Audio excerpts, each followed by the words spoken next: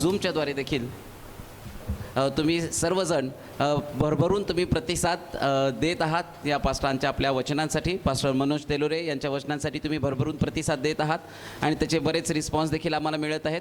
पूर्ण भारतातूनच नाही तर भारताच्या बाहेरून देखील उत्तम असे रिस्पॉन्स तुम्ही देत आहात. म्हणून सर्वप्रथम तुमचे सर्वांचे मनपूर्वक आभार. आमचे नवीन नवीन असेच वचनाचे व्हिडिओ बघण्यासाठी तुम्ही जे आमचे चॅनल आहेत ते सर्व चॅनल्स जे आमचे आहेत त्याला तुम्ही जरूर सबस्क्राईब करा. त्याचप्रमाणे तुमच्या जर काही प्रार्थनेच्या जर तुमच्या विनंती असतील तर स्क्रीनवर खाली जो नंबर आलेला आहे त्या नंबरवर तुम्ही तुमच्या प्रार्थनेची जी विनंती आहे ती तुम्ही सांगू शकता.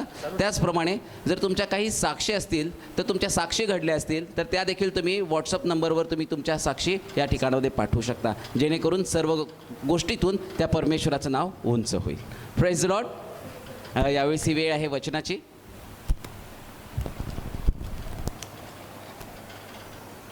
स्तुती करतो देवाची. आजचा दिवस सगळ्या जगभर फादर डे पितृदिन म्हणून साजरा केला जात आहे. त्या निमित्तानं शास्त्रातनं पित्याचं महत्त्व जे अधोरेखित केलं गेलेलं आहे त्याच्या संबंधानं आम्हाला पाहणं गरजेचं आहे. फादर डे हा कुणाला बापाचा फोटो डीपीवर ठेवण्यासाठी किंवा फेसबुकवरती वडिलाचा फोटो टाकून तुम्ही तुमच्या बापावर किती प्रेम करतात त्याच्यासाठी तो दिवस नाही. आणि दुसरी महत्त्वाची गोष्ट, वर्षात एकदा साजरा करण्याचा तो दिवस नाही. हालेलुया. मी तर असं म्हणेल, शास्त्रात असं लिहिलं, आशीर्वादाकडे जाण्याचा रस्ता जर कोणता असेल तर तो बाप. आमेन. हे बायबलमध्ये लिहिलं, बायबलच्या बाहेरचं नाही मी सांगत. एक गोष्ट ध्यानात ठेवा, एका विशिष्ट दिवसापुरता कोणत्याही व्यक्तीला महत्त्व असं बायबल सांगत नाही. शास्त्र जे 365 दिवस पाळण्यासाठी तुम्हाला दिलेले आहे, आमेन. एका दिवसापुरतं नाही. आणि म्हणून शास्त्रात लिहिल्याप्रमाणे 10 आज्ञेमधली एक आज्ञा काय असेल तर तो आपला बाप व आपल्या आई याचा मान राख. मग हा दिवस या जून महिन्याच्या 3ऱ्या आठवड्यापुरता तो दिवस नाही आहे. 365 दिवस तुम्हाला आपल्या बापाच्या आपल्या आईच्या आज्ञेमध्ये राहावं लागणार, त्यांचा सन्मान तुम्हाला करावा लागणार आहे. मग योग्य रीतीनं तुम्ही देवाच्या वचनानुसार तुमच्या पित्याचा सन्मान करत आहात. अजून एक गोष्ट मी तुम्हाला सांगतो, बरेच लोक चर्चमध्ये धार्मिक आहेत. चर्चमधलं त्यांचं जीवन जर बघितलं तर अतिशय चांगल्या प्रकारचं जीवन आहे. दानधर्म करण्यामध्ये पटाईत, विधवेला साडी घेण्यामध्ये पटाईत, कोण रस्त्यावरती गरीब दिसला तर त्याला मदत करण्यामध्ये पटाईत. परंतु तुमचं खरं धार्मिक जीवन हे तुमच्या घरापासून सुरुवात होतं. आमेन. प्रथम यहुद्यात, मग शमृणात, मग जगाच्या कानाकोपऱ्यामध्ये. खरं धार्मिक हे परिवारातनं त्याची सुरुवात होती. हालेलुया. जर परिवारात तुमची साक्ष असेल ना तर तुम्ही धार्मिक आहात. एक वचन वाचणार आहोत, मत्तयाचं शुभवर्तमान 15वा अध्याय 4 पासून 7 पर्यंतची वचन आपण वाचूया. मत्तयाचं शुभवर्तमान 15वा अध्याय 4 पासून 7 पर्यंतची वचन. कारण देवाने असे म्हटले आहे की, कारण कुणी असं म्हटलंय? देवानं असं म्हटलं आहे की तू आपल्या बापाचा व आईचा सन्मान कर, आणि जो बापाची किंवा आईची निंदा करतो त्याला देहांत शिक्षा व्हावी. कोणी पाळखानं म्हटलं नाही, कुठल्या पुस्तकामध्ये लिहिलं गेलं नाही, गुगलवरती सर्च केल्यावर हे तुम्हाला सापडणार नाही. परंतु शास्त्रात असं लिहिलं, कोणी आपल्या बापाची आपल्या आईची निंदा करतो तर त्याला देहांत शिक्षा द्यावी. सगळ्यात मोठं पाप, देवाला राग आणणारं पाप, किंवा परमेश्वराला असं वाटतं त्या मुलाला अथवा मुलीला मारून टाकावं जे आपल्या आई बापाची निंदा करतात. निंदा करणं म्हणजे त्यांच्या अपरोक्ष बोलणं. बाप म्हणजे बाप, आई म्हणजे आई. कधी कधी बायको नवऱ्याबरोबर बोलताना वडिलाची, त्या मुलाच्या वडिलाची किंवा तो मुलगा आपल्या बायकोबरोबर बोलताना तिच्या बापाची जे अपशब्द बोलून मानहानी करत आहे, कुणाचा पण बाप असू द्या, मुलीचा बाप असू द्या, मुलाचा बाप असू द्या, रागाच्या भरात मी बोललो, मी अपशब्द बोललो, मी चुकून बोललो, शास्त्रामध्ये या चुकीला माफी नाहीये. हे देवाचं वचन आहे आणि देव असं बोलला असं शास्त्रात लिहिलेलं आहे. मग आमच्या मुखातनं तर कितीतरी वेळा एक नवरा म्हणून मुलीच्या बापाला किंवा आईला शिव्या दिलेल्या आहेत, सून म्हणून तिने पण सासूला किंवा नवऱ्याच्या आईला बापाला शिव्या दिलेल्या आहेत, आणि शास्त्र सांगतं याला दगडानं मारा. वाचा बरं वचन. कारण देवाने असे म्हटले आहे की, हो, देवानं असं म्हटलंय. पास्टर तेलोरे म्हणत नाही किंवा कोणतं पुस्तक म्हणत नाही, कोणता पाळक म्हणत नाही, देव असं म्हणतो. देवानं असं म्हटलंय. काय म्हटलं? तू आपल्या बापाचा तू आपल्या बापाचा व आईचा सन्मान कर आणि जो बापाची किंवा आईची निंदा करीतो. अहो, शिवीगाळ तर लांबच राहू द्या, निंदा म्हणजे पाठीमागं बोलणं.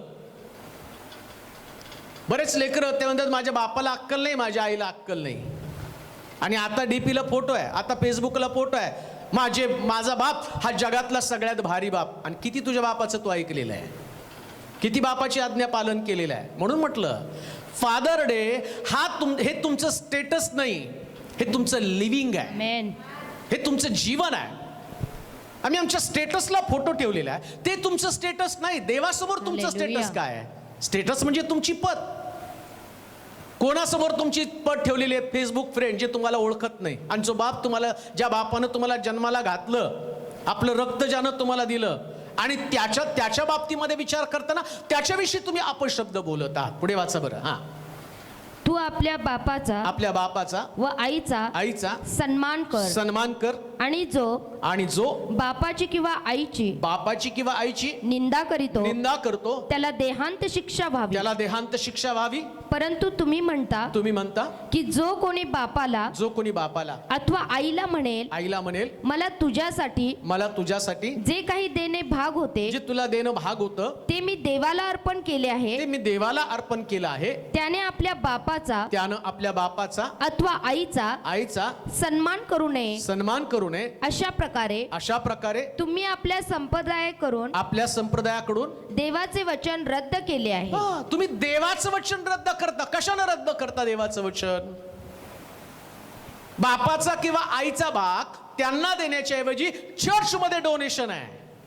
बाप अनाथाश्रम मध्ये आहे आणि चर्च मध्ये जे गरीब आहेत, विधवा वडील आहेत, विधवा आई आहे, आणि त्यांच्यासाठी सगळ्यात मोठं डोनेशन आहे.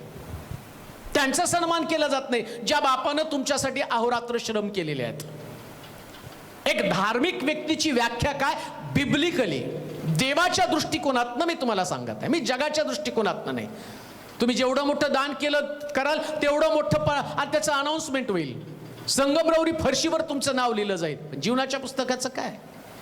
देवाच्या मातीत किंवा देवाच्या लेखी तुमचं महत्व काय?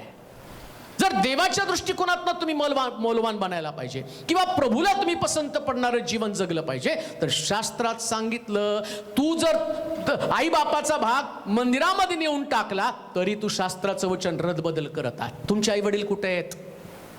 चांगलं घर आहे राहायला, लेकर बाळ आहेत, नोकरी चांगली आहे, उच्च पद अधिकारावरती तुम्ही आहात, पत्नी तुमच्याकडे आहे, पण बापाचं तोंड बघत नाही, पण दर रविवारी मात्र चर्चला जाता. आई वडील चर्चमध्ये पुढे आहेत, मुलं माग आहेत, बायकोला घेऊन मागच्या मागून निघून जातात, आई वडिलांना पण भेटत नाही, कारण त्या बायकोनं सांगितलेले मला तुमचे आई वडील माझ्याकडे नको आहेत, आणि त्याच्यामुळं काय त्या मंदिराला जाण्यात अर्थ आहे? तुम्हाला कोणी सांगितलं की तुम्ही चर्चला जावं?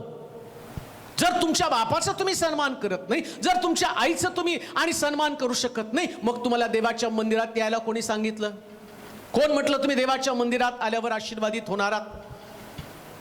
कोण म्हटलं तुम्हाला दान केल्यावर तुम्ही आशीर्वादित आहात? म्हणून तर म्हटलं खरं धार्मिक जीवन घरातनं चालू होतं. 10 आज्ञा मधली एक आज्ञा, आपला बाप व आपली आई याचा सन्मान कर. वाचा बरं 10 आज्ञा. मला निर्गमाच्या पुस्तकाच्या 20व्या अध्यायामध्ये 4थ्या वचनापासून वाचा. निर्गमाचं पुस्तक 20वा अध्याय 4 पासून काही वचन. आपल्यासाठी कोरीव मूर्ती करू नको. आपल्यासाठी कोरीव मूर्ती करू नकोस. वर आकाशातील, वर आकाशातील, खाली पृथ्वीवरील, खाली पृथ्वीवरील, व पृथ्वी खालच्या जलातील पृथ्वी खालच्या जलातील कशाचीही प्रतिमा करू नको. कशाचीही प्रतिमा करू नकोस. त्याच्या पाया पडू नको त्याच्या पाया पडू नकोस. किंवा त्यांची सेवा करू नको. त्याची सेवा करू नकोस. कारण मी तुझा देव मी परमेश्वर तुझा देव परमेश्वर ईर्ष्यावान देव आहे, ईर्ष्यावान देव आहे, जे माझा द्वेष करतात माझा द्वेष करतात. त्यांच्या मुलांना त्यांच्या मुलांना तिसऱ्या चौथ्या पिढीपर्यंत तिसऱ्या चौथ्या पिढीपर्यंत वडिलांच्या अन्यायाबद्दल वडिलांच्या अन्यायाबद्दल शासन करीतो. शासन करतो. आणि जे माझ्यावर प्रेम जे करतात माझ्यावर प्रेम करतात, व माझ्या आज्ञा पाळतात माझ्या आज्ञा पाळतात, अशांच्या हजारो पिढ्यांवर अशांच्या हजारो पिढ्यांवर मी दया मी करतो. दया करतो. तुझा देव परमेश्वर तुझा देव परमेश्वर याचे नाव व्यर्थ घेऊ नको. व्यर्थ घेऊ नकोस. कारण जो परमेश्वराचे नाव परमेश्वराचं नाव व्यर्थ घेईल व्यर्थ घेईल, त्याची तो गय करणार त्याची नाही. तो गय करणार नाही. शाब्बात दिवसाची आठवण ठेव, शाब्बात दिवसाची आठवण कर, तो पवित्रपणे पाळ. पवित्रपणे पाळ. 6 दिवस श्रम करून 6 दिवस श्रम करून आपले सर्व कामकाज कर. सर्व कामकाज कर. पण 7वा दिवस 7वा दिवस तुझा देव तुझा परमेश्वर देव परमेश्वर याचा शब्बात आहे म्हणून याचा शब्दात आहे म्हणून त्या दिवशी कोणतेही कामकाज कोणतेही कामकाज करू नको. करू नकोस. तू तू हा, तुझा मुलगा, तुझा मुलगा, तुझी मुलगी, तुझी मुलगी, तुझा दास, तुझा दास, तुझी दासी, तुझी दासी, तुझे गुरेढोरे, तुझे गोरे ढोरे, तुझ्या वेशीच्या आत असलेला उपरी आत असलेला उपरी यांनीही करू नये. यांनी पण करू नये. कारण 6 दिवसात 6 दिवसात परमेश्वराने परमेश्वरानं आकाश, पृथ्वी, समुद्र आकाश, पृथ्वी, समुद्र व त्यातील सर्व काही निर्माण केले. सर्व काही निर्माण केलं. आणि 7व्या दिवशी 7व्या दिवशी विसावा घेतला. विसावा घेतला. म्हणून परमेश्वराने परमेश्वरानं शब्बात दिवस शब्दात दिवस आशीर्वाद देऊन पवित्र केला. पवित्र केला. आपल्या बापाचा आपल्या व बापाचा आपल्या आईचा व आपल्या आईचा मान राख. मान राख. सुरुवातीच्या ज्या आज्ञा देवानं त्याच्या संबंधानं सांगितलं, आणि देवानंतर जर दुसरी जागा कोणाची असेल तर ती बापाची आणि आईची जागा आहे. आमेन. आणि त्याच्यात बापाला प्रथम स्थान दिलेलं आहे. कारण बाप आशीर्वादाचा मार्ग आहे. आमेन. कान देऊ नये का? प्रभू येशू ख्रिस्त सुद्धा म्हणतो, हे आमच्या स्वर्गातील बापा, पित्याची इच्छा पूर्ण करणं हेच माझं अन्न, असं स्वतः प्रभू येशू ख्रिस्त म्हणत आहे. बापा तू माझं नेहमी ऐकतो.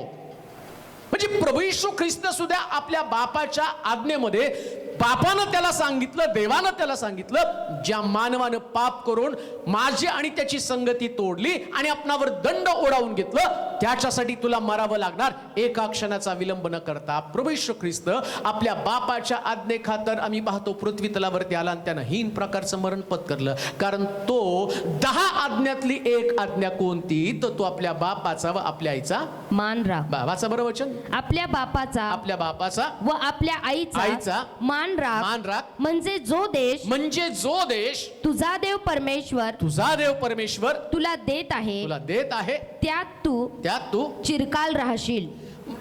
अजून एक गोष्ट तुम्हाला सांगतो, स्वर्गात पोचण्यासाठी तर तुम्हाला तुमचे आई वडील तुमच्याच घरात ठेवावे लागणार आहेत. आमेन. आई वडील अनाथ आश्रम मध्ये, काही मुलांचे आईबाप कुठं आहेत तर त्यांचे आईबाप मुलीकडे थांबलेले आहेत, का तर मुलगा सांभाळत नाही. काही आई वडील स्वतंत्र राहतात, का तर मुलाचं पटत नाही, मुलगा पटवून घेत नाही, सून पटवून घेत नाही. पण चर्च मध्ये मात्र अतिशय चांगलं बायबल, सगळी गाणी तोंडपाठ, उपासनेमध्ये 1 नंबर, वाजवण्यामध्ये असतील, गाण्यामध्ये असतील, सगळ्या गोष्टी त्यांच्याकडे आहे. परंतु त्यांना आई वडील नको आहेत. देवाची आज्ञा पाळ, सुवार्तेला जातील, शुभवर्तमान सांगतील, सगळं काही करतील, पण आई वडील नको आहेत. अहो, मुळामध्ये तुम्ही सगळं चुकीचं केलेले आहेत. देवानंतर तुमचा बाप, तुमची आई त्याच्या जागेवरती आहे. आणि शास्त्र सांगतं, जर तुम्हाला त्या देशामध्ये, दुसऱ्या भाषेमध्ये, आशीर्वादामध्ये तुम्हाला टिकून राहायचं असेल तर आशीर्वादाकडे जाण्याचा मार्ग कोणता असेल तर तुमचा बाप. आमेन. जे देवाचं वचन ऐकत आहेत, आज तुम्हाला मला सांगू द्या, अजूनपर्यंत तुमच्या बापाबरोबर तुमचं पटलं नसेल, घर सोडून माघारी आला असाल तर तुमचं जीवन शापित आहे. का? कारण शास्त्रात तसं लिहून ठेवलं, तू तुझ्या देशात कधीच चिरकाल राहू शकत नाही, तू कधीच आशीर्वादित होऊ शकणार नाही, कधीच तुमचं जीवन शांतीमध्ये टिकून राहू शकणार नाही, कधीच तुमच्याकडे आरोग्य असणार नाही, कधीच तुमच्याकडे समाधान असणार नाही, कधीच तुमची प्रगती होऊ शकणार नाही. मी शाप देतो म्हणून नाही, हे शास्त्रात लिहिलं म्हणून सांगत आहे प्रियानो. शास्त्रातल्या वचनात सांगितलं, आपला बाप व आपली आई याचा सन्मान कर. आणि तुम्हाला सांगू द्या, तुमच्या बापाशिवाय तुमच्याकडे आशीर्वाद येऊ शकतच नाही. आमेन. कधीच येऊ शकत नाही. पुरावे आहेत पवित्र शास्त्रामध्ये. मला वाटते उत्पत्तीचं पुस्तक 27 अध्याय 5 पासून 9 पर्यंतची वचनं जर तुम्ही वाचले तर तुम्हाला त्या ठिकाणात कळेल कसं बाप आशीर्वादाचं कारण बनतो. उत्पत्तीचं पुस्तक 27 अध्याय 5 पासून 9 पर्यंतची वचनं. इसाक आपला मुलगा एसाव याशी बोलत असता एसाव याच्याशी बोलत असता रिबका ऐकत होती. रिबका ऐकत होती. मग एसाव हरणाची पारत करण्यास एसाव हरणाची पारत करण्यात रानात गेला. इकडे रिबका आपला मुलगा याकोब इकडे रिबका आपला मुलगा याकोब यास म्हणाली पहा मी तुझ्या बापास तुझा भाऊ एसाव याच्याशी असे बोलताना ऐकलं की हरणाची पारत करून रुचकर पक्वान्न तयार करून आण म्हणजे मी ते खाऊन मरण्यापूर्वी परमेश्वरासमक्ष तुला आशीर्वाद देईल. तर माझ्या बाळा आता मी सांगते ते ऐक. माझ्या सांगण्याप्रमाणे कर. आत्ताच्या आत्ता कळपात जाऊन त्यातली 2 चांगली करडे घेऊन ये. म्हणजे मी त्यांचे तुझ्या बापाच्या आवडीचे पक्वान्न तयार करील. मग ते तुझ्या बापाकडे घेऊन जा. म्हणजे ते खाऊन मरण्यापूर्वी तुला आशीर्वाद देईल. प्रत्येक बाप मरण्यापूर्वी त्याच्यातला आशीर्वाद त्याच्या लेकराला देत असतो. आमेन. म्हणून म्हटलं बाप हा आशीर्वादाचं देवानं त्याला विशेष प्रकारची व्यक्ती म्हणून जगामध्ये पाठवलेले, आशीर्वाद देणारा व्यक्ती. अजून पण तसंच आहे. तुमच्या आईबापाकडनं विशेष करून तुमच्या बापाकडनं तुमच्याकडे आशीर्वाद ट्रान्सफर होतात. मग ते आशीर्वाद कसे मिळणार आहेत? बाप मरायच्या अगोदर तिथं भांडण करतात, कोर्टामध्ये केस नेतात, प्रॉपर्टीची वाटणी नीट व्हायला पाहिजे. मग काय ती प्रॉपर्टी तुम्ही खाल काय? तुमचा बाप मरताना त्याला लागणाऱ्या गोष्टींचा पुरवठा तुम्ही केला नाही, पण तरी सुद्धा प्रॉपर्टीच्या वादासाठी तुम्ही भांडणं करत आहात. कित्येक वेळा तर लेकरं त्या बापाला मारतात, त्यांना म्हणतात जिवंत आहे तोपर्यंत तुम्ही प्रॉपर्टी आमच्या नावावरती करा. तुम्हाला सांगू द्या, प्रॉपर्टी नावावरती होईल पण देव तुम्हाला खाऊ देणार नाही. कोणत्याही परिस्थितीमध्ये देव त्या गोष्टीचा उपभोग तुम्हाला घेऊ देणार नाही. का? कारण आशीर्वादाकडे जाण्याचा मार्ग रिबकेनं याकोबाला सांगितलं. काय? तुझा बाप म्हातारा झालेला आहे. आणि मी चर्चा ऐकली अशी, एसावाबरोबर बोलत असताना तो म्हटला, तू रानामध्ये जा, पारत कर, एक हरण पकडून आण, त्याचं मांस मला खायला घाल, मग मी तुला आशीर्वाद देणार आहे. कान देऊ नाही का? मरण्यापूर्वी तो म्हणतो की मला एक हरण खायला घाल. तुमचे आई बाप, तुमचा बाप विशेष करून जो तुमच्यासाठी आशीर्वादाचं कारण आहे, मरेपर्यंत त्याला चांगल्यातलं चांगलं तुम्हाला देता आलं पाहिजे. शिळं पाकं नाही प्रियांनो, दुय्यम दर्जाचं त्यांना द्यायचं नाही. पहिलं जे चांगलं ते पहिलं. चांगले कपडे, तुमच्यापेक्षा भारी कपडे तुमच्या बापाकडे असले पाहिजे. का? कारण ज्यावेळेस तुम्ही शिकत होता ना, त्यास तुमच्या बापानं फाटक्या चिंध्या घालून तुम्हाला शिकवलं. तुमच्याकडे चांगला बूट होता ना, त्यास तुमच्या बापाचा बूट फाटका होता. तुम्हाला प्रत्येक वेळेस नवीन कपडे द्यावेत ना, याच्यासाठी तुमच्या बापानं रात्रपाळी केली, ओव्हर टाइम केलेले आहे आणि तुमच्यासाठी तरतूद केलेली आहे. आज ज्या पदावरती तुम्ही आहात ना, तिथं कोणीतरी सॅक्रिफाईस केलं, कोणीतरी काम केलं, कोणीतरी रात्र दिवस मेहनत केली. आणि आता ज्या ठिकाणात तुम्ही आहात ते तुमचं कर्तृत्व नाही. तुम्ही जन्माला आला त्यावेळेस रिकामे होता, उघडे होता, पण आता जे तुमच्याकडे आहे ते तुमच्या बापानं तुम्हाला दिलेला आशीर्वाद आहे. आणि हा आशीर्वाद तुमच्या टिकून राहण्यासाठी शास्त्र सांगतं, रेबिका म्हणली तुझ्या बापाला चांगलं ते द्यायला बनवून आण, का तर तुझा बाप तुला आशीर्वाद देईल. देवाचे प्रिय लोक, मी तुम्हाला प्रश्न विचारतो, किती वेळा तुम्ही तुमच्या बापाच्या भावनेची कदर केलेली आहे? नेहमी तर तुम्ही स्वतःला सगळं चांगलं मागत आलेला आहात. आज तुमच्या बापानं कधीच त्या ठिकाणामध्ये दुय्यम गोष्ट तुम्हाला दिली नाही. त्यांना नेहमी वाटलं माझा मुलगा 4 चौघामध्ये वावरतो ना, तर त्याचं व्यक्तिमत्व रुबाबदार असावं, म्हणून सगळ्यात चांगल्यातल्या चांगल्या गोष्टीचा तुम्ही पुरवठा केलेला आहे. परंतु आता तुमच्या बापाला जर औषधाची गरज असेल तर तुम्ही ऍडजस्टमेंट करत आहात. कधी जर तुमच्या बापानं तुम्हाला चांगल्या वस्तू मागितल्या तर त्याच्यासाठी तुम्ही धडपड करत आहात का? जसं तुमच्या बापाला आणि तुम्ही कधीतरी तुमच्या बापाकडे मागितलं आणि लहान असताना शिक्षण घेत असताना त्या गोष्टी मागितल्या मागितल्यानंतर तुमच्या बापाची ऐपत नसती, परंतु तो कर्ज काढून आयुष्यभर ते कर्ज फेडतो आणि रिटायर होईपर्यंत त्याचं कर्ज फिटत नसतं. रिटायर झाल्यावर सगळ्या गोष्टीची तो तरतूद करतो, घर बांधतो, लेकरांना त्याच्यामध्ये त्याची इच्छा काय असती, माझ्या लेकराने जसं मी वनवन भटकलो तसं भटकू नये. परंतु ज्यावेळेस तो वृद्ध होतो ना, त्यावेळेस तोच एक अडगळीतली वस्तू बनतो, कुठंतरी त्याला कोपऱ्यामध्ये आम्ही जागा देतो आणि त्यांची नावडती वस्तू असती. परंतु लक्षात घ्या, ज्यावेळेस तुम्ही जन्माला आला ना, त्या जन्माला आल्यानंतर सगळ्यात आवडती वस्तू कोण होती त्या बापासाठी, तर तुम्ही होता. आणि आता देव तुमच्याकडे पाहत असताना तुमचे असणारं वर्तन आणि तुमचा व्यवहार जो आहे त्या व्यवहाराप्रमाणे तुम्हाला आशीर्वाद देणारे देवाचे प्रिय लोक, तुमचा बाप तुमच्यासाठी आशीर्वादाचं कारण आहे. आमेन. कधी त्याला दुय्यम लेखू नका. रिबका अतिशय सुंदर गोष्ट सांगते. प्रॉब्लेम काय माहिती का, घरामध्येच तिथं त्या ठिकाणात दोन भाग असतात. ती आई त्या मुलाला नेहमी सांगते, नाही तुझ्या बापाला ती सवयच आहे, मी म्हणून टिकले, दुसरी असती तर निघून गेली असती. तुझा बाप अशा स्वभावाचा आहे. आणि तो मुलगा बापाच्या विरोधामध्ये, मुलगी बापाच्या विरोधामध्ये. का? कारण जे रिबकेने संस्कार केले ते बाकीच्या स्त्रिया संस्कार करत नाही. आणि त्यांचं घर देवाच्या वचनावर आधारित असण्याच्या ऐवजी सैतान या लेकरांना बापाकडनं आशीर्वाद मिळवण्याच्या ऐवजी ते रडणारं अंतकरण. लक्षात घ्या, ज्यास बापाचं अंतकरण रडतं ना, त्यास तुम्ही आपोआप शापित होत जात असता. आपोआप तुमच्या जीवनामध्ये पिढीला तुम्ही निमंत्रण देत असता. का? तुमच्या बापाचे अश्रू तुम्ही गाळलेले आहात. सर्वोत्तम ते बापाला द्या. आमेन. तुमच्या आवडीचं देऊ नका, बापाच्या आवडीचं द्या. आमेन. कधी कधी सणाचे कपडे आणायला जाताना आम्ही काय करतो माहिती का, सगळ्यात चांगले कपडे आम्ही आणतो आणि आम्ही म्हणतो आता बाप काय, त्यांचं वय झालं, ते काय साधेच कपडे घालतील. रिबका म्हणते, जे रुसकर ते चांगलं ते तुझ्या बापाला दे, का तर तुझा बाप तुला आशीर्वाद देणार आहे. देव पाहतो तुमच्याकडं. आणि एक गोष्ट ध्यानात ठेवा, निसर्ग चक्र आहे. जी आज पानं हिरवीगार दिसतात ना, उद्या ती पानं गळून जाणार आहेत, ती पानं जुनी होणार आहेत आणि त्यांनाही जमिनीवरती पडावं लागणार आहे. तुमचा बाप म्हातारा झाला नाही, एक दिवशी तुम्हालाही म्हातारा व्हावं लागणार आहे. तुम्ही पण गळून पडणार आहात, तुम्ही पण म्हातारे होणार आहात. आणि शास्त्र काय सांगतं, जो अधर्माची पेरणी करेल तो दुःखाची कापणी करेल.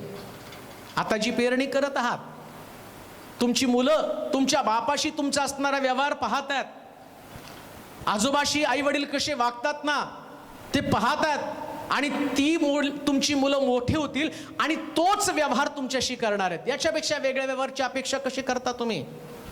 त्यानंतर नाही, माझ्या बापानं नाही केलं पण मी करून दाखवलं. अरे तुला करून दाखवण्यासाठी कर्तृत्वान बनवणारा पण तुझा बापच होता ना. तू काही जन्माला येतानाच फार मोठं ज्ञान घेऊन आला नाही. 10 वेळा नापास झाला तरी तुझ्या बापानं तुला परीक्षेला बसण्यासाठी प्रोत्साहन दिलं. तुझ्या परीक्षेची फी त्यानं भरलं, तुला जिद्द शिकवली आणि तुझी वाट पाहिली. एका झटक्यात त्यानं म्हटलं नाही, नापास झाला जा आता हॉटेलमध्ये काम करायला. त्यानं तुला प्रोत्साहन दिलं, प्रेरणा दिली, उभं केलं. जे चांगलं ते तुला देण्याचा प्रयत्न केला. आणि आता ज्या पदावरती तू आहे, आता ज्या जागेवरती तू आहे, कदाचित तू बिझनेसमन असेल, कदाचित तू मोठा अधिकारी असेल, कदाचित तू अनेक चांगला व्यापारी बनलेला असेल, परंतु कान देऊ नये. याला जर श्रेय कोणाचं असेल तर तुझ्या बापाचं. तुझ्या बापानं कधीच त्या गोष्टी समजावून सांगितल्या नाही.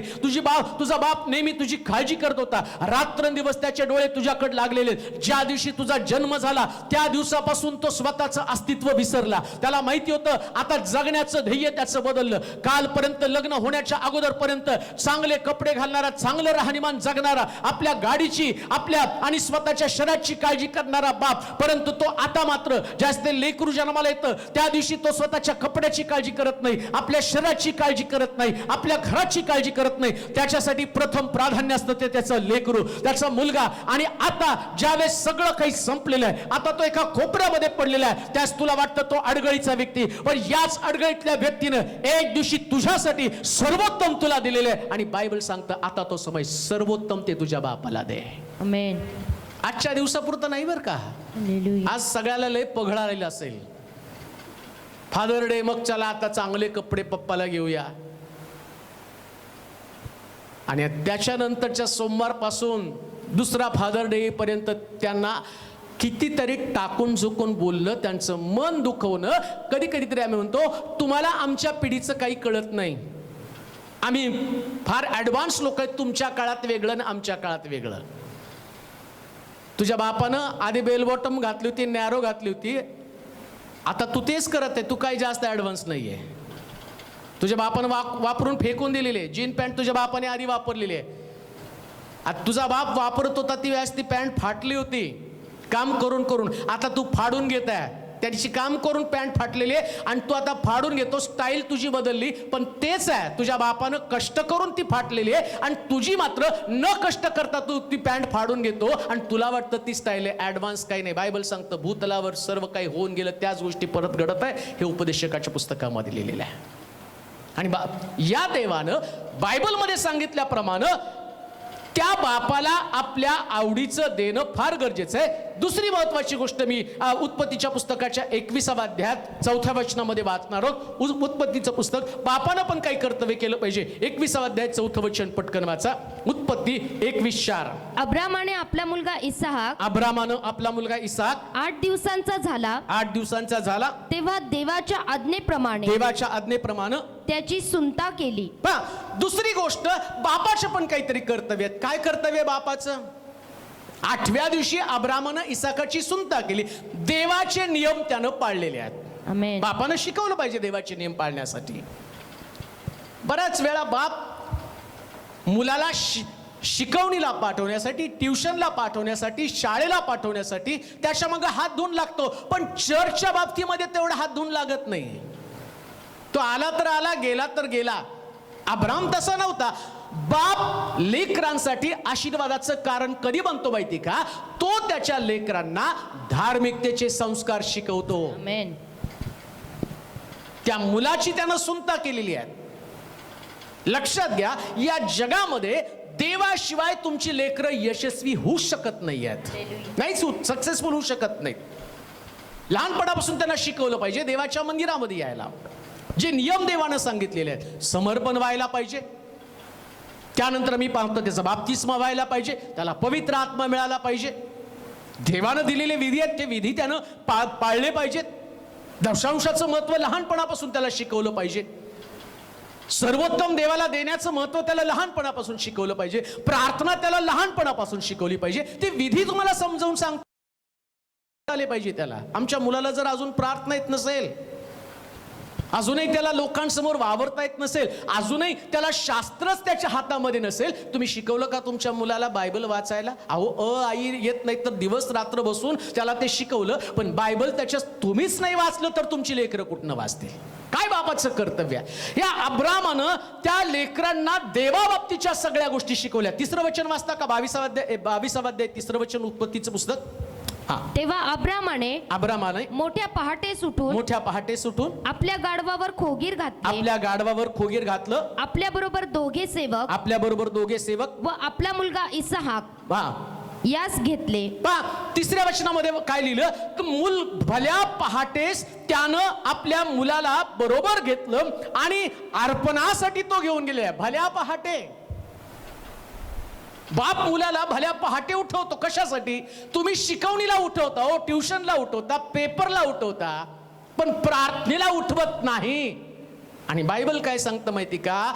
इसाक आशीर्वादित होण्याचं कारण काय? देव अब्रामाशी बोलला, याच्यापासून एक मोठं राष्ट्र निर्माण करेल. का? कारण त्याला माहितीये हा असा बाप आहे, याच्या मुलाला माझे सगळे नियम काटेकोरपणे पाळायला शिकेल. आणि अब्रामानं तेच केलं. त्याला माहितीये हा अनेक राष्ट्रांचं नेतृत्व करणार आहे, त्याच्यासाठी मला या पहाटे उठून डोंगरावरती अर्पण करण्यासाठी घेऊन जाणं गरजेचं आहे. बापांनो, आपल्या लेकरांना पहाटे प्रार्थना करण्याची सवय लावा. पहाटे उठून त्या मुलाला अर्पण करण्यासाठी डोंगरावरती घेऊन गेलं असं त्या ठिकाणात लिहिलेलं आहे. आणि खाली जर तुम्ही वाचत गेला तर तो इसाक जो आहे भल्या पहाटे वृद्ध बापा बरोबर आणि त्या डोंगरावरती अर्पण करण्यासाठी जात असताना लाकडं घेतली त्यानं, गाढव घेतलं, आणखीन आम्ही पाहतो जे पेटवायचं ते सगळं काही घेतलं. आणि तो मुलगा बापाला विचारतो, बाबा सगळं आहे पण यज्ञ पशु कुठे आहे?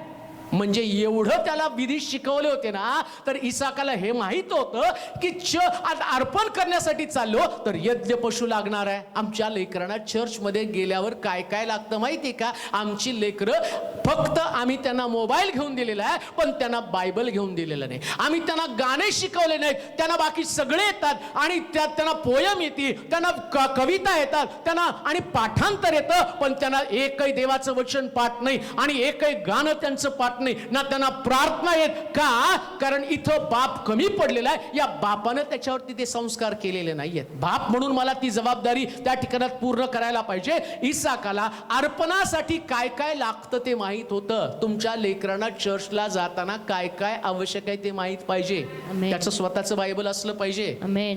दानपात्रामध्ये टाकण्यासाठी दान असावं लागतं हे त्याला कळलं पाहिजे. चर्चमध्ये गेल्यावर प्रार्थना करावी लागते हे त्याला प्रार्थना पण शिकवता आली पाहिजे. चर्चमध्ये मोबाईल चालत नाही, त्याच्यात पाहायचं नसतं, कारण आम्ही देव आमच्याशी बोलत असतो, त्याच्याकडे आमचं लक्ष लागलं पाहिजे. या गोष्टी तुमच्या लेकरांना शिकवल्या का? तुमचे लेकरं मोबाईल वेडी आहेत का? चर्चमध्ये गेल्यावर पण ते उपदेश ऐकण्याच्या ऐवजी, आराधना करण्याच्या ऐवजी तासन त्याच त्या मोबाईलमध्ये बघत आहेत. तर तुमच्यासारखं आणि टाकाऊ जीवन दुसरं कोणाचं नसेल, कारण तुमच्या लेकरांना तुम्ही नाशाकडे घेऊन जातात, पण अब्रामानं आपल्या मुलाला आशीर्वादाकडे घेऊन गेला. बायबल सांगतो तो खरा बाप आहे. त्यानंतर आम्ही पाहतो इसाकानं प्रश्न केला, बाबा यज्ञ पशु कुठे आहे? आणखीन एक गोष्ट बापासमोर, कसा तुमचा मुलगा आशीर्वादित होणार आहे? कसं तुमच्या मुलाला देवापासूनचे आशीर्वाद मिळणार आहे? बाप कसं आशीर्वादाचं कारण ठरतो ते मी तुम्हाला सांगत आहे. मुलानं विचारलं, बाबा यज्ञ पशु कुठे आहे?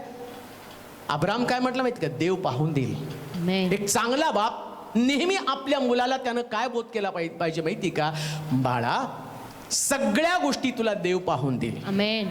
तुझा मामा, तुझा काका, तुझी मावशी, तुझी आजी हे तुला पाहून देणार नाही, सगळ्या गोष्टी तुला देव पाहून देणार. म्हणून ज्या वेळेस या इसाकाचं लग्न होण्याचा समय आला ना, तो अब्राम त्याच्या सेवकाला काय म्हणतो? मांडीखाली हात ठेवून मला आता वचन दे. मुलगी पाहायला जाशील ना, तर जी देवाला पसंत आहे तीच मुलगी घेऊन ये. आणि शास्त्र सांगतं या अब्रामाच्या सेवकानं ज्यास त्या विहिरीवरती तो गेला ना, त्यास त्यानं देवाकडे प्रार्थना केली. काय प्रार्थना केली? जी मुलगी माझ्या उंटाला पाणी पाजेल आणि मला पाणी पाजेल तीच माझ्या धण्यासाठी योग्य असेल. त्याला लग्नाचा समय आल्यावर मोठा प्रश्न पडला होता, चांगली मुलगी कुठून मिळणार आहे? आणि बायबल सांगतं ही प्रार्थना या सेवकानं केली आणि त्या विहिरीवरती काय घडलं? एक मुलगी आली, रिबका तिचं नाव, आणि तिनं याला पाणी पाजलं, उंटाला पाणी पाजलं. का? कारण याला खरोखर देवानं पाहून दिली होती. आहात कुठं? तुमच्या लेकरांना देवाकडे पाहायला तुम्हाला शिकवलं पाहिजे. नेहमी प्रत्येक गोष्टीसाठी देवाकडे पाहायला, हे चांगल्या बापाचं लक्षण आहे. सगळ्या गोष्टी तुम्ही लगेच देऊ नका. सावकाराकडे पाहायला शिकू नका, बँकेकडे पाहायला शिकू नका, सरकारकडे पाहायला शिकू नका. त्याला देवाकडे पाहायला शिकवा. सगळ्यांकडे मर्यादा आहे. ज्या गोष्टीचा पुरवठा करतात ना त्याच्याकडे मर्यादा आहे, पण देवाकडे अमर्याद आशीर्वाद आहे. अजून एक गोष्ट, लेकरं आम्हाला मागतात ना, त्यांच्या हट्टासाठी त्यांना योग्य नसलेली गोष्ट पण आम्ही देतो. देव तसं नाही, जे योग्य तेच लेकरांना देतो. म्हणून त्याला देवाकडे पाहायला शिकवायचं. चुकीच्या गोष्टी देव देत नाही. काही लेकरं उगाच मला नाही, मी प्रेमात पडलो, मला तिच्याशी लग्न करायचं, मग आम्ही इकडं तिकडं हातपाय पडून जाऊन नाही द्या द्या द्या द्या द्या. नंतर त्या लेकराचं आयुष्य उद्ध्वस्त होऊन जातं. का? तर त्याच्या हट्टाला आम्ही बळी पडलो. तेच देवाच्या ती सोपवलं असतं. तर जसं इसाक आणि रिबका एक सर्वोत्तम असणारं कपल बनलं, अब्राम आणि सारा जसं सर्वोत्तम कपल बनलं, तसं हे सुद्धा सर्वोत्तम कपल बनणार आहेत. देवाला पाहू द्या. कुठल्याच गोष्टीची गडबड तुमच्या लेकरांना तुम्ही शिकू नका. इर्मायाचं पुस्तक 3 अध्यायाच्या 4थ्या वचनामध्ये असं म्हटलं की बाप, वाचा बरं वचन, कारण आम्हाला त्याच्यानंतर 4 बाप पाहिजे जे खरे बाप आहेत ते आम्ही वाचणार आहोत. इर्मायाचं पुस्तक 3 अध्याय 4थं वचन. माझ्या बापा माझ्या तारुण्यातील मार्गदर्शक, माझ्या तारुण्यातला मार्गदर्शक तूच आहेस. दुसरी गोष्ट, तुम्ही आपल्या बापाला आपला मार्गदर्शक बनवा. कोणाला मार्गदर्शक बनवू नका. तुमचा बाप ज्या वाटेवरून तुम्हाला जायचंय ना, त्या वाटेवरून तुमचा बाप आधी जाऊन आलेला आहे. या जगाचे सगळे अनुभव त्यानं घेतलेले आहेत. लोक कसे त्यानं अनुभव घेतलाय? माणसांची पारख त्यानं केलेली आहे. सगळ्या गोष्टीचं ज्ञान त्याच्याकडे आहे. त्याला मार्गदर्शक बनवा. मार्गदर्शक कशाला लागतो माहिती का? ज्याला त्याचा अनुभव आहे त्याच्याकडनं मार्गदर्शन घ्यावं लागतं. कोणी पण कुणाकडनं मार्गदर्शन घेऊ शकत नाही. बरेच तरुण लेकरं मित्राकडनं मार्गदर्शनासाठी जातात. मी काय करू सांग ना, माझं अमकामक्यावर माझं प्रेम आहे, काय करू? मुलगी विचारती मैत्रिणीला, काय करू? चुकीचा मार्ग दाखवेल त्यातनं तुझे मित्र, तुमचे नातेवाईक, दुसरे लोक तुम्हाला मदत करणार नाही. बाप शेवटपर्यंत तुमच्या मागे उभं राहतो, म्हणून त्याचंच मार्गदर्शन घ्या. कदाचित ते सांगितल्यावर तुम्हाला ते पटणार नाही, पण कालांतराने तुमच्या लक्षात येईल त्यांनी सांगितलेले मी ऐकलं असतं तर माझं नुकसान झालं नसतं. कारण त्या वाटेवरून ते गेलेले आहेत, जग पाहिलेलं आहे. तुम्ही एक व्यक्ती पाहिली, त्याने असंख्य व्यक्ती पाहिली. तुम्ही एका वाटेवरून गेला, ते 10 वाटेवरून गेले. त्या वाटेमध्ये असणारे काटे, त्या वाटेमध्ये असणारे खाच खळगे, हे सगळे माहिती आहे. आणि बापाचं धोरण काय? तुम्हाला दुखवावं, तुमचं मन तुटावं, तुम्ही रडावं? नाही हो. आत्ता तुम्ही रडाल, आयुष्यभर तुम्ही रडू नये म्हणून त्याच्यासाठी तो काही गोष्टी तुम्हाला सांगत असतो. ते सांगितलेल्या सूचना तंतोतंत पाळा. तुमच्या बापाला वाटतं ना सकाळी लवकर उठून अभ्यास करावं, मग त्याला काय वाटतं का तुमची झोप मोडू नये? त्याला वाटतं तुम्हाला लेकराला त्रास द्यावा, सकाळी उठल्यावर त्याला बळजबरीने उठवावं आणि त्याची झोप मोडावी. त्याला माहितीये आत्ता जर तो लवकर उठेल ना, तर येणाऱ्या दिवसात ज्यावेळेस त्याचं करिअर घडेल ना, त्यावेळेस तो शांत झोपू शकेल, त्याला वनवन फिरावं लागणार नाही. म्हणून तुमचा बाप तुम्हाला मार्गदर्शन करत असतो. बाळा सकाळी लवकर उठ, अभ्यास कर आणि व्यायाम कर. बऱ्याच गोष्टीचे सल्ले तुम्हाला देतो. का? भविष्यामधले तुमचे असणारे प्रश्न आणि ज्याची ओळख तुम्हाला नाहीये आणि त्याचं मार्गदर्शन तुम्ही घेतलं तर कदाचित तुम्ही कधीच मार्ग चुकणार नाही. म्हणून बापाला आपला मार्गदर्शक बनावं. इयोब 1:5 वाचा, काय बापाने केलं पाहिजे. इयोबाचं पुस्तक 1 अध्याय 5 वचन. इयोब 1:5. कसा असावा बाप? हे भोजन समारंभ आटोपल्यावर इयोब त्यांना बोलावून आणून त्यांची शुद्धी करी. तो प्रातःकाळी उठून त्या सर्वांच्या संख्ये इतक्या बलींचे हवन करी. त्यानंतर बापाचं जीवन प्रार्थनाशील जीवन असावं. कष्ट करणारं जीवन जेवढं महत्वाचं आहे त्याच्यापेक्षा प्रार्थनाशील जीवन महत्वाचं आहे. तुमची लेकरं तुमची कॉपी करणार आहेत, तुमची लेकरं तुमचं अनुकरण करणार आहे. इयोबाचं जीवन कसं होतं? तो सकाळी उठल्यावर पहाटे उठून आपल्या लेकरांच्या संख्ये इतकं बलींचं हवन करणारा होता. बाप चर्चला गेला तर मुलगा चर्चला येणार आहे. बाप वेळेवर चर्चला गेला तर मुलगा वेळेवरती चर्चला जाणार आहे. बाप उशिरा गेला तर मुलगा त्याचीच कॉपी करणार आहे. बापानं जर प्रार्थना केली तर मुलगा प्रार्थना करणार आहे. बाप चर्चमध्ये झोपला, मुलगा पण चर्चमध्ये झोपणार आहे. बापानं घरामध्ये फसवणूक केली, मुलाला काय संस्कार देता तुम्ही? बाळा फसवायचं नाही, लबाड बोलायचं नाही. तुम्ही लबाड्या केला, तुमचा मुलगा लबाड्या करणारच आहे. तुमचा मुलगा दुसऱ्या कशाला गोष्टी करेल? तुम्ही व्यसन करतात केलं तर तुमचा मुलगाही व्यसन करणार आहे. मला आठवतं लहानपणीची गोष्ट सांगायला पाहिजे. बाप म्हणून काय जबाबदारी असते. आमच्या वडिलाला सिगरेट प्यायची सवय होती आणि ते सिगरेट प्यायचे आणि त्याचं तुटूक घरामध्ये टाकायचे आणि ते सिगरेटचं पाकिट मला आणायला लावायचे आणि मग ते पाकिट घेऊन यायचं. मी आणायचो ठेवायचे, वडील प्यायचे आणि तुटूक टाकायचे. एक दिवशी सिगरेट, दारू पण पित होते ते आणि मग नशेमध्ये त्यांनी संपूर्ण सिगरेट पिले नाही आणि काही सिगरेट तिथं टाकून दिली. अर्धी सिगरेट तशीच पडलेली होती आणि मग सकाळ ते पलंगाखाली मी झाडत असताना ते सिगरेटचं तुटूक सापडलं आणि म्हटलं असतं तरी काय आहे, कसे आमचे वडील पितात. मग मलाही वाटलं जरा लावून बघावी. मी ती सिगारेटचं तुटूक घेतलं, काडीची पिटी आणली, त्याला लावली आणि मग एक झुरका मारला. मला ठसका लागला. मग मला कळालं हे चांगलं नाहीये, यानं ठसका येतो. मग प्रश्न पडला. लहान मला वाटतं 4थीला त्यावेळेस होतो. आणि मग समजा त्यावेळेस जर मला ते व्यसन लागलं असतं, न जाणो चुकून, देवाची कृपा, देवाचा अनुग्रह होता, त्याच्यानंतर परत मी त्या वाटेला कधी गेलो नाही. पण समजा जर त्या बापाची सवय मला लागली असती तर कदाचित पुलपिटवरती उपदेश सांगण्याच्या ऐवजी रस्त्यावरती बिड्या फुकणारा एक व्यक्ती बनलो असतो. म्हणून मी तुम्हाला सांगतो, तुमची मुलं तुमची कॉपी करतात. इयोबानं आपलं प्रार्थनेचं जीवन त्यांच्यासमोर ठेवलं. तुम्ही जर तुमचं जीवन त्यांच्यासमोर प्रार्थनाशील ठेवलं तर तुमची लेकरं यशस्वी बनतील. आमेन. बापानं आपल्या लेकरांना याच पद्धतीने तुम्ही आणि अशा पद्धतीनं इयोबासारखं प्रार्थनाशील जीवन असावं. EP 6:4 मध्ये म्हटलं, मुलांना चिरडीस आणू नये बापानं. बापाचं कर्तव्य का मुलांच्या भावना पण थोड्याशा त्यांनी समजावून घेतल्या पाहिजे. नेहमी तुमचंच खरं हे पण ठरू नका. कधी कधी आमच्यामधला जो पुरुष असतो, आमच्यामधला जो अधिकारी असतो ना, बापानं अधिकारी बनण्याच्या ऐवजी बापानं बाप बनून जर लेकरांना, स्तोत्र 103:13 मध्ये म्हटलं की बाप मुलांवर ममता करतो. बापाचं अंतःकरण मुलावरती ममता करणारं अंतःकरण असेल तर मुलं कधी चिरडीस येणार नाही. आमेन. कधी चिरडीस आणू नका त्यांना. काही वेळेस त्यांच्या भावना समजावून घ्या, त्यांच्या फिलिंग्स, त्यांची निराशा, त्यांचं रडणं, त्यांचं दुःख हे पण तुम्हाला समजावून घेता आलं पाहिजे. ते बापाचं कर्तव्य आहे. मग या सगळ्या बापाच्या कर्तव्यामध्ये आज योहान 15:1 मध्ये म्हटलं, मी खरा द्राक्षवेल, माझा बाप माळी आहे. बाप म्हणजे माळ्याचं काम. माळ्याचं काम काय? त्याला खत पाणी घालवणं, त्याला वाढवणं. जर त्याला चुकीची पानं आली किंवा ते एक फांदी वाळायला लागली ना, तिला कट करणं. आणि जर त्या ठिकाणामध्ये आणि पानं जर त्या ठिकाणात कोमेजली असेल, फुलं कोमेजली असेल तर त्याला काढून टाकणं. हेच तुमच्या माळी म्हणून बापाला करावं लागणार आहे. लेकरू, माझा मुलगा का सुकला, माझी मुलगी का सुकली, का खिन्न आहे, का कष्टी आहे, तिचं जे सुकलेलं पान आहे ना ते काढलं पाहिजे. त्यांची निराशा काढली पाहिजे, दूर केली पाहिजे. अन्यथा ते सुसाईड करतील. तो घातक, तो चोर, जसं आम्ही पाहिलं.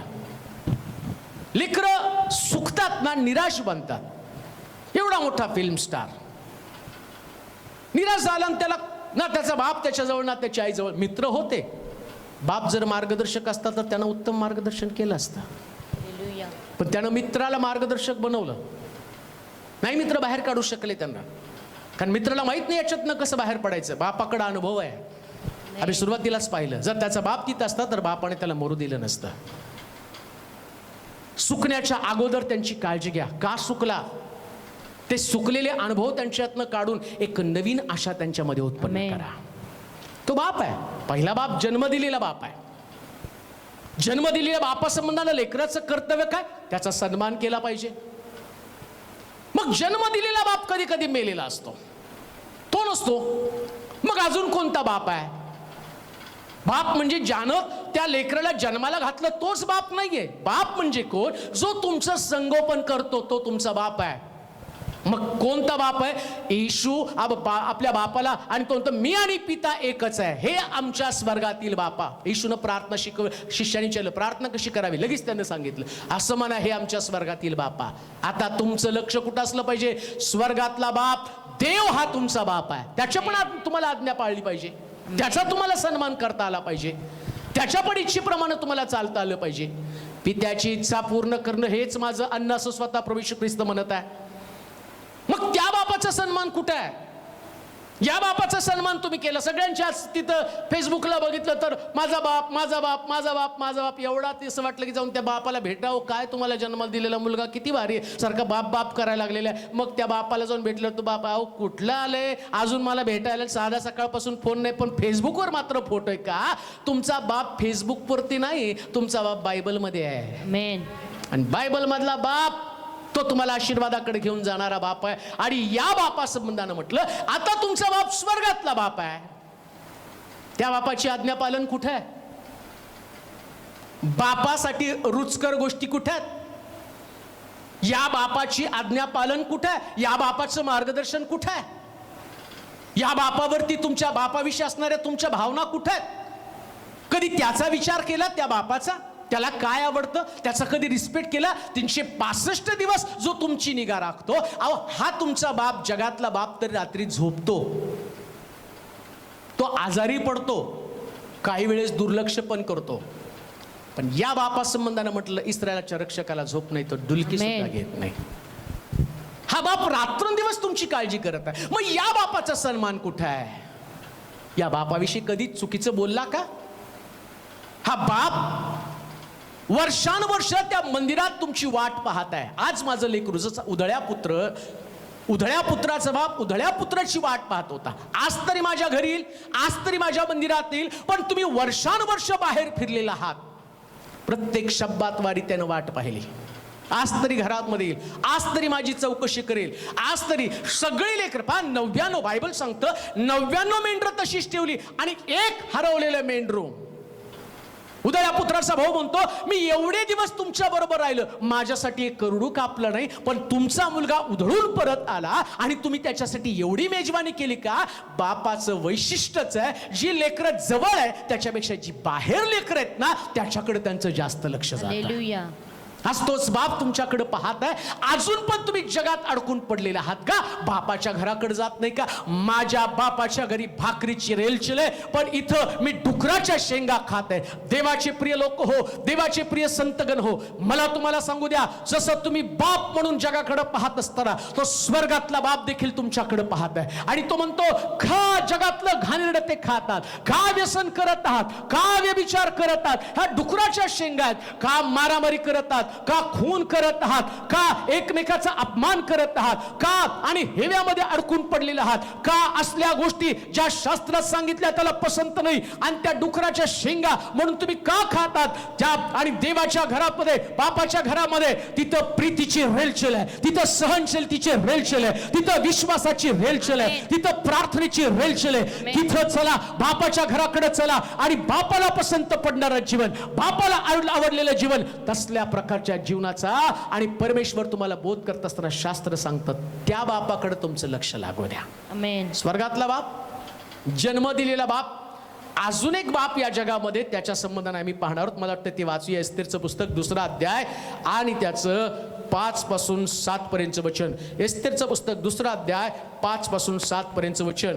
जसं तुमचा जन्म दिलेला बाप आहे, जसं स्वर्गातला बाप आहे, तसं अजून एक बाप या ठिकाणामध्ये आम्ही वाचूया. शुशन राजवाड्यात शुशन राजवाड्यात मर्दखै बिन याईर, मर्दखै बिन याईर, बिन शमाई बिन किश बिन शमाई बिन किश या नावाचा एक बन्यामिनी यहुदी होता. बन्यामीन यहुदी होता. बाबेलचा राजा नबुकदनेसर बाबेलचा राजा नबुकदनेसर याने यहुदाचा राजा यखन्या, याने यहुद्याचा राजा यखन्या, याचबरोबर जे लोक यरुशलेमाहून पकडून नेले होते, पकडून नेलं होतं, त्यापैकी एक होता. त्याने आपल्या चुलत्याची कन्या हदस्सा उर्फ एस्तेर हिचे पालन पोषण केले होतं. तिला आईबाप नव्हते. ती मुलगी सुंदर व रूपवती होती. तिचे आईबाप मेल्यावर मर्दखैने तिला स्वतःच्या मुलीप्रमाणे सांभाळले हा होते. पण बाप आहे, मुलीप्रमाणे सांभाळ. कोण होता मर्दखै? काय नातं आहे त्याचं? चुलता नाही. काय नातं आहे? चुलता नाही, चुलत भाऊ लागतो.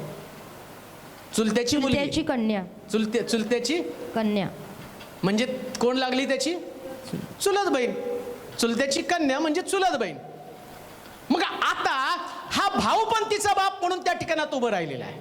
आज बऱ्याच लोकांना फेसबुकवर लगेच रडायला, तर आमचा बाप नाही. पिक्चरची स्टोरी आहे. जे तुम्हाला सांभाळतात बापासारखं ते तुमचा बाप आहे. मग ती आई असो, बहीण असो, भाऊ असो, नाहीतर चुलता असो. आमेन. ज्यानं तुम्हाला जन्म दिला त्याच्यापेक्षा आता जे तुम्हाला सांभाळत आहेत, मर्दखैनं या हदस्साचं पालन पोषण बापासारखं केलेलं आहे. सगळ्या गरजांचा पुरवठा केलेला आहे. म्हणून लक्षात घ्या, बाप नसेल पण आई सांभाळ करत असेल, तिलाही बापाचा दर्जा आहे. तिच्या आज्ञेत तुम्हाला राहावं लागेल. कदाचित आई नसेल, भाऊ असेल, भावानं तुमचं पालन पोषण केलं असेल, बायबल सांगतं त्यालाही बापाचा दर्जा दिला गेला पाहिजे. कारण इथं लिहिलंय, मर्दखैनं या एस्तेरचं पालन पोषण मुलीसारखं केलेलं आहे. मग बापा संबंधीची सर्व कर्तव्य मी तुम्हाला सांगितली. काय कर्तव्य? बाप आशीर्वादाचं कारण आहे. मग तुमच्या भावानं तुम्हाला बापासारखं सांभाळलं असेल, मग तो तुमच्यासाठी आशीर्वादाचं कारण आहे. त्याच्या भावना तुम्हाला सांभाळावं लागेल, त्याच्या आज्ञेमध्ये तुम्हाला राहावं लागेल. कधी कधी म्हणतो, नाही आमचा बाप मेला, आता आमचं सगळं संपलं, तुझा माझा काय संबंध? वाढवताना म्हटलं असतं तर माझा बाप मेला, आता तुझा माझा काय संबंध? रस्त्यावरती भिकाऱ्यासारखं फिरावं लागलं असतं. पण त्यानं तुम्हाला सांभाळलं ना, मग आता बापाचा दर्जा तुम्ही का नाही देऊ शकत त्यांना? का नाही आता त्यांच्या आज्ञेमध्ये तुम्ही राहू शकत? जस्ट कोणी नसतं ना, जे तुमचं पालन पोषण करतात ते तुमच्या अध्यात्म आणि ते तुमचे वडील आहेत, ते तुमचा बाप आहे. मग आज फादर डेला त्या बापाची आठवण तुम्ही केली का? कोण? तुमची आई असेल. आईला पण म्हणा हॅपी फादर डे. जे तुमचा सांभाळ करतात ना, बाप नाही म्हणून रडतात आणि रडतात फोटोवर, आणि फोटोमध्ये कोणाला टाकू? डीपी येऊन जाऊन डीपी, एकदा तुमचाच लागाव डीपी. हारच घालाव त्याला.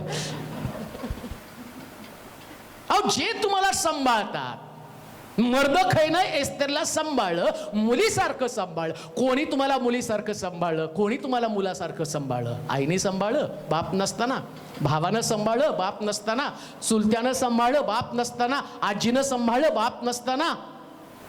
कोण व्यक्ती आहे? कोणत्या व्यक्तीने तुमचं पालन पोषण केलं? त्याला बापाचा दर्जा द्या. आता शेवटची गोष्ट वाचूया. अजून एक कुठला बाप आहे? 1 तिमोथी पहिला अध्याय आणि पहिलंच वचन. 1 तिमोथी पहिला अध्याय पहिलं वचन वाचा बरं. कोण बाप आहे?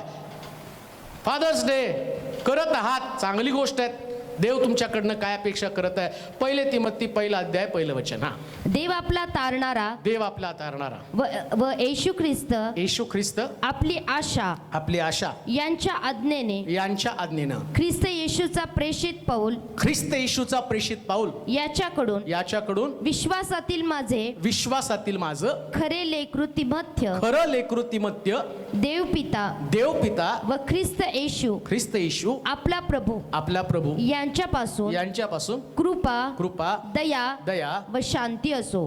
अजून एक बाप आहे.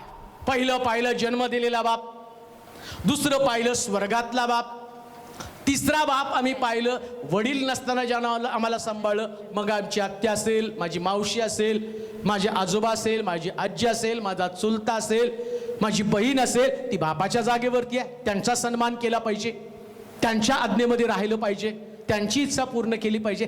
आता अजून एक बाप पवित्र शास्त्रामध्ये सांगितलेला आहे आणि तो म्हणजे पौल तिमोथ्याला म्हणतो. काय तिमोथ्याला साठी शब्द वापरला? माझं आध्यात्मिक विश्वासातील माझं खरे लेकरू.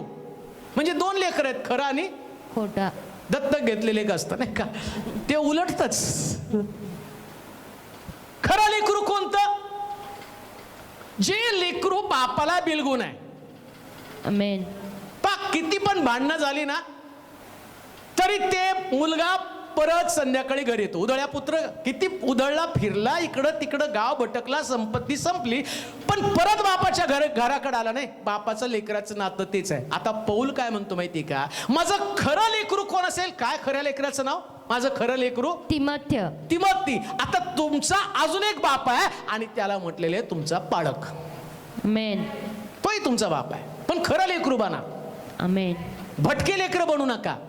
हालेलुया. लक्षात घ्या, एक आध्यात्मिक व्यक्तीला एकच बाप असला पाहिजे. आमेन. एक स्पिरिच्युअल फादर. परंतु आज बऱ्याचशा मंडळांमधले प्रॉब्लेम काय माहिती का? ज्यानं जन्म दिला, पौल म्हणतो मला प्रसूती वेदना होत एक आत्मा तारणामध्ये आणण्यासाठी, ज्यानं तुमच्यासाठी उपवास केले, ज्यानं तुमच्यासाठी राखून राहिला, रात्रंदिवस तुमच्यासाठी रदबदली केली, परंतु आज ते लेकरू खरं लेकरू नाही.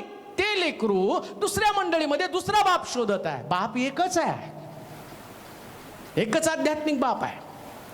आणि फादर डेला पहिला प्रश्न तुमच्याकडे, देव म्हणतो मी बाप आहे, माझा सन्मान कुठे आहे? माझ्या मंडळीबद्दल मी देवाचे आभार मानतो. अशी मंडळी दिली ती आपल्या बापाचा सन्मान करणं कधी सोडत नाही. हे खरी लेकर आहेत. पौलाच्या जागी मी असतो तर मी असं लिहिलं असतं, शिलो चर्च माझं खरं आध्यात्मिक लेकरू. हालेलुया. का? कारण ते देवाच्या इच्छेप्रमाणे जगणारी लेकर आहेत. आमेन. रिस्पेक्ट करा तुमच्या बापाचा. याही तुमच्या बापाचा रिस्पेक्ट करा, ज्यानं तुम्हाला आध्यात्मिक जन्म दिला, ज्यानं तुम्हाला सेवेमध्ये जन्म दिलेला आहे. त्याच्याविषयी अपशब्द बोलू नका, त्याची निंदा करू नका. बऱ्याच ठिकाणामध्ये हे प्रॉब्लेम आहेत. बऱ्याच मंडळांमध्ये ज्या आध्यात्मिक पित्यानं त्यांना जन्म दिले ना, त्याच्याच विरोधामध्ये ते कुरकुर करत आहेत, त्याच्या विरोधामध्ये ते जात आहेत, त्याचा सन्मान करत नाहीत. बापासमोर तुम्हाला नम्र राहावं लागतं ना, तसं आध्यात्मिक तुमच्या बापासमोर तुम्हाला नम्र. पौलाची छाती गर्वानं फुगलेली आहे. माझं खरं आध्यात्मिक लेकरू, खरं आध्यात्मिक लेकरू बना. आमेन. आज्ञामध्ये राहा तुमच्या पाळकाच्या, त्यांची पण काळजी घ्या, त्यांची पण आणि निगा राखा. आमेन. तो बाप जसा मागत नाही ना, तसा हाही बाप मागू शकत नाही. अब्रामानं ज्या पद्धतीनं आम्ही पाहतो इसाकाला सर्वोत्तम दिलं ना, तसं तुमच्या पाळखानं पण तुमच्या जीवनात सर्वोत्तम ते तुम्हाला दिलेलं आहे. हालेलुया. संदेश सांगणं एवढं सोपं नसतं. तुम्हाला विश्वासामध्ये वाढवणं एवढं सोपं नसतं. तुमचं प्रार्थनेचं जीवन टिकवून ठेवणं एवढं सोपं नसतं. त्याच्यासाठी बापाला मेहनत घ्यावी लागते. जसं तुमचा बाप तुमचं स्टँडर्ड मेंटेन करण्यासाठी कष्ट करतो ना, तसं या तुमच्या आध्यात्मिक बापाला पण तुमचं आध्यात्मिक स्टँडर्ड मेंटेन करण्यासाठी त्यालाही रात्रंदिवस परिश्रम करावा लागतो. हालेलुया. याही आध्यात्मिक बापाची काळजी घ्या. पहिला बाप आम्ही पाहिला जन्म दिलेला बाप, दुसरा बाप आम्ही पाहिला स्वर्गातला देव तुमचा बाप आहे. तिसरा बाप कोणता, तर ज्यांनी तुम्हाला सांभाळलं आई वडिलांचं छत्र नसताना, मग तुमची आत्या, तुमची मावशी, तुमचा चुलता, तुमची चुलती, तुमची आजी, तुमचा आजोबा, तुमची मावशी, हे सगळे तुमचे आध्यात्मिक बाप आहे. पण ते तुमचे आणि सांभाळणारे बाप आहे. पण आध्यात्मिक बाप जो तुमचा मंडळीचा पिता, ज्यानं तुम्हाला सांभाळलं आणि त्याचा पण तुम्हाला सन्मान करता आला पाहिजे. फादर्स डेला हालेलुया. तुमच्या पास्टर बरोबर जर तुमचा वाद झाला असून त्यांच्याशी तुमचा अबोला असेल ना, आज फादर्स डेला मी म्हणतो पहिला कॉल त्यांना करा, क्षमा मागा. का हो? कारण सुरुवातीलाच मी तुम्हाला सांगितलं, माझा बाप माझ्यासाठी आशीर्वादाचा मार्ग. आमेन. इथं तुमचा बाप दुखावला, तुम्हाला देव स्वर्गातून आशीर्वाद देणारच कसा? तुमचा आध्यात्मिक बाप कधी निराश होता कामा नये, त्यानं कधी दुखावलं जाता कामा नये. त्याच्या डोळ्यातले अश्रू नक्कीच तुमच्यासाठी दुःखाची वार्ता घेऊन येणार आहेत. मी तुम्हाला भीती नाही दाखवत, मी बायबल मधलं सत्य तो तुम्हाला सांगण्याचा प्रयत्न करत आहे. बापाचं घर कधी सोडू नका, आणि सोडलं असेल तर आज ऐका, तुमच्या पालकाबरोबर तुमचा वाद झाला म्हणून तुम्ही मंडळी सोडून दुसऱ्या चर्चमध्ये गेला असाल ना, बाप एकच असतो, परत तुम्हाला माघारी जावंच लागेल. जसा उदळ्या पुत्र आपल्या बापाच्या घरी परत माघारी गेला. हालेलुया. उदळ्या पुत्रानं जसं आपल्या बापाचं घर धरलं ना, तसंच तुम्हाला आपल्या बापाच्या घरी परत जावं लागणार आहे. आमेन. ठीक आहे, तुमची आध्यात्मिक वाढ होत नाही आणि त्याच्यामुळे तुम्ही एखाद्या चांगल्या चर्चला गेला तर मी तुम्हाला माघारी जा म्हणून नाही सांगणार, कारण मला तुमच्या आत्मिक जीवनाची काळजी आहे. आणि देवाला पण तुम्ही, कारण म्हणून सुरुवातीला सांगितलं, तुमचा आत्मिक बाप स्वर्गामध्ये, त्याची आज्ञा तुम्हाला पालन करावं लागणार आहे. तो प्रथम स्थानी, मग बाकी जगातले सगळे बाप आहेत. जर त्याच्यानं पण तुमचं पटत नाही, पालक माझा ऐकतच नाही, सेवक माझा ऐकतच नाही, तो अमकच मला करत, घरात पण तेच प्रॉब्लेम असतात. त्यांची भांडण असते, 2 लेकर असतात, 1 मुलगा. नाही, तुम्ही त्याच जास्त ऐकता, याच कमी ऐकता. त्याला चांगले कपडे घेतले, रंगात फरक, किमतीमध्ये काही फरक नाही, किंमत सारखीच, घेताना येणे. पण ती मुलं म्हणतात माझ्यावर तुमचं प्रेमच नाही, मुलगा म्हणून त्याच्यावर जास्त करता, कधी मुलगा म्हणतो, मुलगी म्हणून तुम्ही तिचा जास्त लाड करता. घरात पण ते होतं हो, मग चर्चमध्ये होणार नाही का? मग काही ती लेकरं बोचकं घेऊन गेली बाहेर, ते घरातच थांबलेत ना. तसंच कुटुंबामध्ये, चर्चमध्ये तशाच प्रकारचे प्रॉब्लेम असतील. पण फादर्स डेचं महत्त्व तुम्हाला समजावून सांगत असताना, पालक हा देखील तुमचा बाप आहे, त्याची पण आज्ञा पालन करा. आमेन. त्याच्यावरही प्रेम करा. आमेन. तुम्ही आशीर्वादित झाल्याशिवाय राहणार नाही. हालेलुया. कारण तुम्हाला तुमच्या बापाच्या द्वारेच देव आशीर्वाद देतो. प्रभू तुम्हाला हालेलुया. आशीर्वादित करो. प्रार्थना करू आपण. सर्व समर्थ देवा, तुझी स्तुती करतो, आराधना करतो, तुला महिमा देतो. आजचा दिवस हा एक विशेष प्रकारचा दिवस. जगभरामध्ये सगळीकडे आज फादर्स डे, पितृदिन म्हणून या दिवसाला विशेष प्रकारचं महत्त्व दिलेलं आहे. परंतु आम्ही एका दिवसापुरतं महत्त्व स्वीकारत नाही. वर्षाचे 365 दिवस ज्याने आमचं पालन पोषण केलं, ज्याने आम्हाला जन्म दिला, जे आमचं संगोपन करत आहेत, आणि जो देव रात्रंदिवस आमची राखण करत आहे, तोही आमचा बाप आहे. ज्या आमच्या आध्यात्मिक पित्यानं आम्हाला जन्म दिला, तोही आमचा बाप आहे. आज आम्ही त्या सगळ्यांची आठवण करत आहोत. देवा, मी माझ्या आध्यात्मिक पित्याची आठवण करतो, ज्याने मला जन्म दिला. मी तुझे आभार मानतो. असा एक आध्यात्मिक पिता तू मला दिला की आज त्याच्यामुळं मी उभा आहे. त्याला चांगलं आरोग्य दे, दीर्घायुष्य दे प्रभू. प्रत्येक त्यांची इच्छा पूर्ण कर. माझ्या मंडळीतले सगळे असणारे पिता, त्यांच्यासाठी प्रार्थना करतो प्रभू. त्यांना स्वर्गीय ज्ञानाची उतनी कर. सगळ्या लेकरांसाठी प्रार्थना करतो, त्यांनी आपल्या आईबापावर प्रेम करावं, आपल्या बापाला आशीर्वादाचं कारण बनवून त्याच्या इच्छेप्रमाणे जीवन जगावं. जसा प्रभू येशू ख्रिस्त म्हणतो, हे पित्या, माझ्या इच्छेप्रमाणे नको, तुझ्या इच्छेप्रमाणे होऊ दे. तशीच लेकरं बनवू दे. त्यांनी स्वतःच्या इच्छेसाठी जगू नये, त्याने आपल्या बापाच्या इच्छेला महत्त्व द्यावंसं होऊ दे. कारण आम्ही आमच्या बापाशिवाय आशीर्वादित होऊ शकत नाही. जे जे लोक फेसबुकच्या माध्यमातून, यूट्यूबच्या माध्यमातून आणि प्रभू तुझं वचन ऐकत आहेत, अशा सर्वांना तू आशीर्वादित कर. सर्व पिता आशीर्वादित कर. आभार मानतो ज्यांनी संतती जन्माला घातली आणि त्याच्यामुळं मंडळी आशीर्वादित आहे. आणि प्रभू आम्ही सगळ्या पित्यांबद्दल तुला धन्यवाद देतो ज्यांच्यामुळं आज ही मंडळी अतिशय चांगल्या स्थितीमध्ये आहेत. आणि त्या पित्यांना धन्यवाद देतो ज्यांनी त्याग करून आपल्या लेकरांना वाढवलेला आहे. शेवटपर्यंत त्या लेकरांना त्याच अनुभवामध्ये ठेव. कोणी सुद्धा तुझ्या योजनेच्या बाहेर जाऊ नये म्हणून त्यांचं सांभाळ कर, संगोपन कर. हट्टी बंडखोर लेकर असतील तर त्यांच्यातला बंडखोरपणा काढून टाक. प्रार्थना करतो ज्या लेकरांचं आईबापांशी पटत नसेल, अजून त्यांनी आईवडिलांपासून फारकत घेऊन बरेच दिवस त्यांनी एकमेकाचं तोंड पाहिलं नसेल, बाप म्हणून त्यांच्या अंतःकरणात उधळ्या पुत्राच्या बापासारखा असू दे. तो आपल्या मुलाच्या वाटेकडे डोळे लावून बसला होता. मुलाच्या अंतःकरणात बापाविषयी प्रेम उत्पन्न कर. मी जाईल आणि माझ्या बापाला म्हणेल, बाबा मी तुमच्या विरुद्ध स्वर्गाविरुद्ध पाप केलेलं आहे, मला क्षमा करा. तुमच्या घरामध्ये एखाद्या चाकरासारखं ठेवा. प्रभू तशा प्रकारे लेकरांच्या अंतःकरणामध्ये उकळ्या फुटू दे. आपल्या बापाकडे त्यांनी जावं, क्षमा मागावी आणि पुन्हा एकदा नवीन नातं निर्माण व्हावं. असं होऊ दे माझ्या राजा. तुला धन्यवाद देतो, तुझी स्तुती करत तुला सर्व महिमा देत. येशूच्या नावात ही प्रार्थना विनवणी केली म्हणून तो ऐक. आमेन.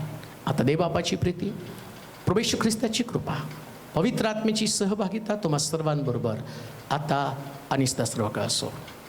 आमेन.